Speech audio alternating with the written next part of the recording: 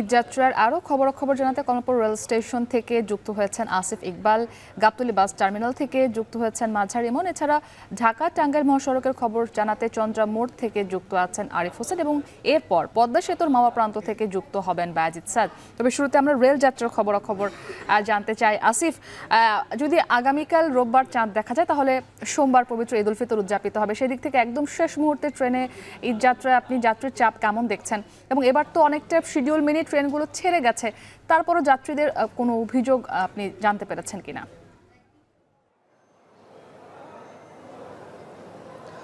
মুক্তি, যেমনটি বলছিলেন, আসলে যদি চাঁদ দেখা যায় তাহলে হয়তো কালকের পরের দিন ঈদ, কিন্তু আজকে যদি আমরা এখন কমলাপুর রেলওয়ে স্টেশনের চিত্রটি যদি আপনাকে একটু দেখানোর চেষ্টা করি তাহলে দেখা যাবে যে আসলে এই কমলাপুর রেলওয়ে স্টেশনে আসলে ঈদের সচরাচর যেই ভিড় বা যেই ধরনের কোলাহল দেখা যায় ঈদের দিন হিসেবে কিন্তু সেই কোলাহলটি আসলে দেখা যাবে না। এর একটি কারণ হতে পারে, আমরা আজকে সকাল থেকে রেলওয়ে স্টেশনে আছি এবং আমরা দেখেছি যে সকাল থেকে এখন পর্যন্ত যেই কটি ট্রেন এই কমলাপুর রেলওয়ে স্টেশন ছেড়ে গেছে সবকটি ট্রেনই কিন্তু তার নির্ধারিত সময়েই ছেড়ে গেছে।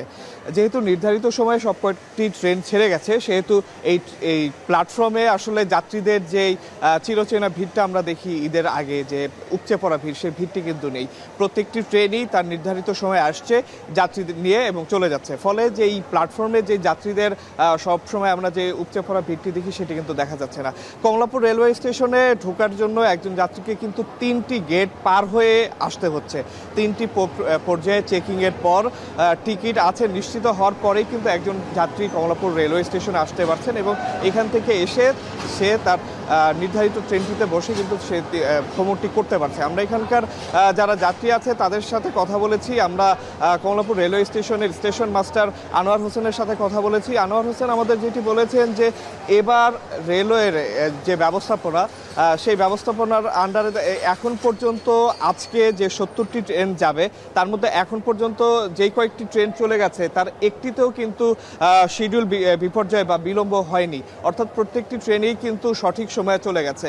আর যাত্রীদের সাথে আমরা কথা বলে যেটি জানতে পেরেছি তারা যেটি বলছেন যে এবারের ঈদযাত্রাটি এবারের ঈদযাত্রাটি অন্যান্য যে কোনো সময়ের চেয়ে অত্যন্ত ভালো এবং স্বস্তিদায়ক হয়েছে। তারা স্বস্তির সাথেই আসলে তাদের নিজ নিজ গন্তব্যে যেতে পারছেন। তো এই যে একটা স্বস্তি, এই স্বস্তি নিয়েই আসলে এবারের এই ঈদের ট্রেন যাত্রাটি হচ্ছে। তো কমলাপুর রেলওয়ে স্টেশন থেকে এই ছিল আমার কাছে সর্বশেষ। আমরা রেল যাত্রার খবরাখবর জানছিলাম। ইমন, বাসে যারা যাত্রা করছেন ঘরমুখ মানুষের, তাদের বিষয়টা একটু জানতে চাই। তারা অনেকেই বাড়তি ভাড়া নিয়ে অভিযোগ করেছেন, তো এই অভিযোগের প্রেক্ষিতে এই অভিযোগের সুরাহা কোনো করতে পেরেছেন কিনা কর্তৃপক্ষ এখন পর্যন্ত? আপনি কি তথ্য আছে আপনার কাছে? মুক্তি বাড়তি ভাড়ার যে অভিযোগটি সেটি মূলত যারা যেদিন ভ্রমণ করছে, অর্থাৎ আজকের ঈদযাত্রায় যারা আজকে টিকিট কেটে ভ্রমণ করছেন তারাই মূলত এই বাড়তি ভাড়ার যে অভিযোগটি সেটি করছেন। তবে এক্ষেত্রে যাত্রীদের মধ্যে আমরা এক ধরনের মিশ্র প্রতিক্রিয়াই বলা যায় আমরা দেখতে পেয়েছি। সেটি হচ্ছে যেই সমস্ত ভাড়া, আমি যদি বলতে চাই, এই ঢাকা থেকে কুমিল্লার ভাড়া রয়েছে 300 টাকা স্বাভাবিক সময়ে, 250 থেকে 300 টাকা, সেই ভাড়াটি 400 থেকে 500 টাকা নিচ্ছে।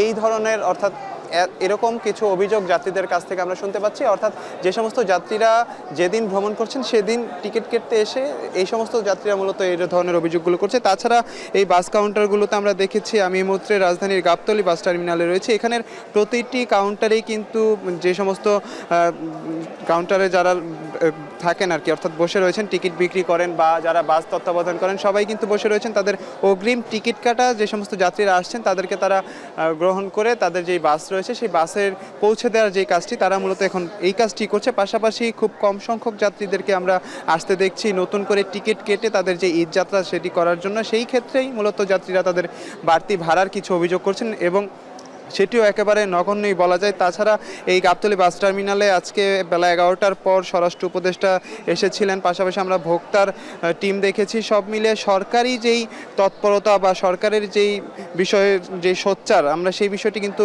বাস টার্মিনালে দেখতে পেয়েছি এবং এখানে আমরা আইনশৃঙ্খলা বাহিনীর সদস্যদেরকে দেখেছি, র্যাবের সদস্যদেরকে দেখেছি, বাংলাদেশ সড়ক পরিবহন কর্তৃপক্ষের একটি বুথ দেখেছি। সব মিলিয়ে সার্বিক যে ব্যবস্থাপনা, সেই ব্যবস্থাপনার চিত্র কিন্তু একেবারে স্পষ্ট দেখা যাচ্ছে। যাত্রীদের যাত্রীদের যেই নিরাপত্তা থেকে শুরু করে যাত্রীদের যে বিভিন্ন অভিযোগ থাকে সেই বিষয়টিকে কেন্দ্র করে কিন্তু সার্বিক যে চিত্র আমরা এখানে দেখতে পেয়েছি। এবং যেটি বলছিলাম যে এখানে মূলত বেশিরভাগ যেটি আমরা দেখছি যে অগ্রিম যারা টিকিট কেটে গিয়েছেন সেই টিকিটের যাত্রীরা আসেন এবং তাদের বাসে উঠছেন এবং পরবর্তীতে সেই বাস কিন্তু যথাসময়ে ছাড়ছে। আমি একটু সকালের কথা বলে শেষ করতে চাই, সেটি হচ্ছে আমি সকালে সায়দাবাদ বাস টার্মিনালে ছিলাম। সেখানে মূলত আমরা যেটি দেখেছি যে সায়দাবাদ বাস টার্মিনালের আশপাশের এলাকায় কিছুটা জটের কারণে মূলত যাত্রীদের কিছুটা ভোগান্তির চিত্র আমরা দেখতে পেয়েছিলাম। তো আজকের ঈদযাত্রার রাজধানীর এই গাবতলী বাস টার্মিনাল থেকে আমার কাছে এই ছিল সবশেষ খবর।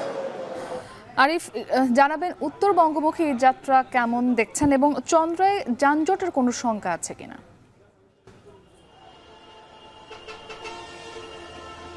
চন্দ্রা এলাকায় আমরা ঈদযাত্রা মোটামুটি এবছর যানজট মুক্তভাবেই বলা যায়। তবু আমার পেছনে আপনি দেখতে পাচ্ছেন এই যে যানজটটি দেখছেন এটি কিন্তু আধা ঘন্টারও কম সময় হয়েছে, এরপরে এটি লেগেছে। অর্থাৎ গাজীপুর হয়ে যেই সড়কটি ঢাকা টাঙ্গাইল মহাসড়ক হয়ে চন্দ্রা মোড় হয়ে উত্তরবঙ্গের দিকে যাচ্ছে সেই সড়কটিতেই মূলত যানজট আমরা দেখতে পাচ্ছি। এছাড়া গাবতলী হয়ে সাভার হয়ে যেই সড়কটি চন্দ্রায় এসছে সেই সড়কটিতে অপেক্ষাকৃত যানজট কিছুটা কম আমরা দেখেছি।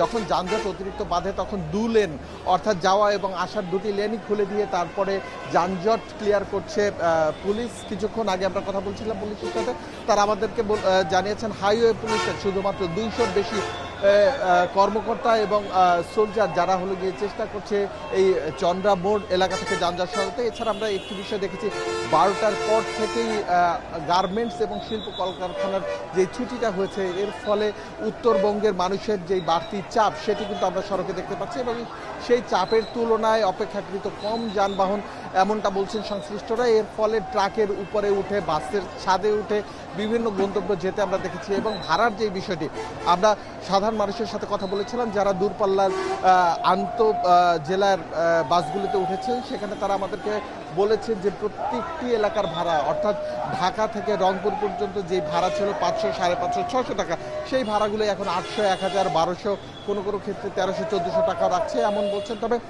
যাদের এই অতিরিক্ত ভাড়ার বিষয়টি দেখার দায়িত্ব তারা কিন্তু সড়কে নেই এবং তারা এখানকার এই চন্দ্রা এরিয়াটি কোনোভাবেই তাদের মতো করে অতিরিক্ত ভাড়া আদায়ের যে বন্ধের ব্যাপারটি সেটা নিশ্চিত করতে পারছে না এখন পর্যন্ত আমরা দেখছি। এবং অতিরিক্ত মানুষের চাপ একটি লক্ষ্য করা যাচ্ছে, যেই চাপটি সামলাতে হিমশিম খেতে হচ্ছে। তবে এই চাপ আর 2-1 ঘন্টা থাকবে এমনটা বলছেন যারা দায়িত্বশীল রয়েছেন। তবে সড়কে আমরা গাড়ি দেখছি, বিভিন্নভাবে গাড়ি চলে এসছে যথেষ্ট পরিমাণে। এছাড়া আইন শৃঙ্খলার নিয়ন্ত্রণের যে বিষয়টি সেটি মোটামুটি বলা যায় সাদা পোশাকে যৌথ বাহিনীর লোকজন সবাই কাজ করছে। এছাড়া গোয়েন্দা সংস্থার লোকজন এখানে কাজ করছেন যাতে মোটামুটি করে অপরাধ মুক্তভাবে নারীর টানে বাড়ি ফিরতে পারেন ধর্মক মানুষেরা।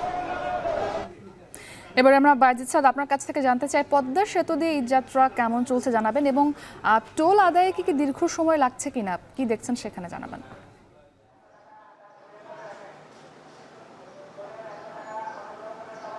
মুক্তি, যেমনটি বলছিলেন আমাদের সহকর্মীরা যে নারীর টানে কিন্তু রাজধানীবাসী তাদের নিজ নিজ গন্তব্যে নিজ পরিবারের কাছে কিন্তু ঈদ আনন্দ ভাগাভাগি করতে রওনা হয়েছেন। এবং আমরা সকাল থেকেই দেখছিলাম, আমরা মাওয়া টোল প্লাজা যেটি রয়েছে পদ্মা সেতুর সেখানে আমরা রয়েছি। এখানে আসার পর থেকে আমরা কিন্তু দেখছি যে একদম নিরবিচ্ছিন্নভাবে যে গাড়িগুলো রাজধানী ঢাকা থেকে আসছে সেগুলো কিন্তু এখান থেকে পার হচ্ছে। অর্থাৎ এই ঢাকা মাওয়া এক্সপ্রেসওয়ের যেই 55 কিলোমিটার এখানে কোনোরূপ কোনো যানজট না থাকায় কিন্তু প্রত্যাশার চেয়ে বেশি স্বস্তিতে বাড়ি ফিরতে পারছেন যাত্রীরা এবং তারা কিন্তু আনন্দ প্রকাশ করেছেন, তারা আনন্দিত।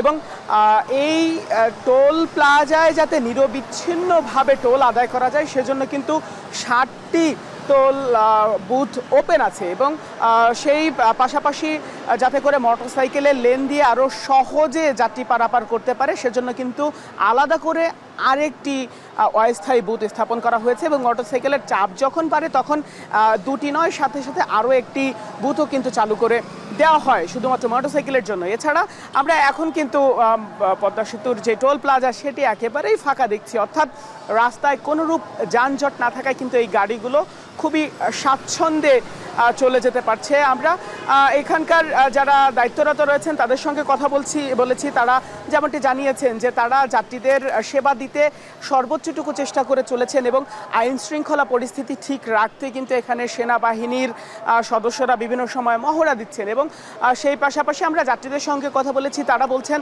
যে একেবারেই যানজট নেই। আর তাছাড়া শুধুমাত্র সকালে যেই যানজটটুকু হয়েছিল পদ্মা সেতুর যে টোল প্লাজা এখানে, এছাড়া কিন্তু এখন আর কোনো রকম কোনো যানজট নেই, সেজন্য কিন্তু তারা আনন্দ প্রকাশ করেছেন। একটি তথ্য দিয়ে শেষ করতে চাই, সেটি হলো গত 24 ঘন্টায় 39,000 গাড়ি কিন্তু পদ্মা সেতু দিয়ে পারাপার করেছে এবং এতে পদ্মা সেতুতে টোল আদায় হয়েছে 4,25,00,000 টাকা। কর্মকর্তা যারা রয়েছেন তারা প্রত্যাশা করছেন যে সামনের যেই দিনগুলো রয়েছে সেই দিনগুলোতে আরও বেশি টোল আদায় হবে এবং তারা নিরবিচ্ছিন্ন সেবা প্রদান করবেন। এই ছিল আমার কাছে সবশেষ।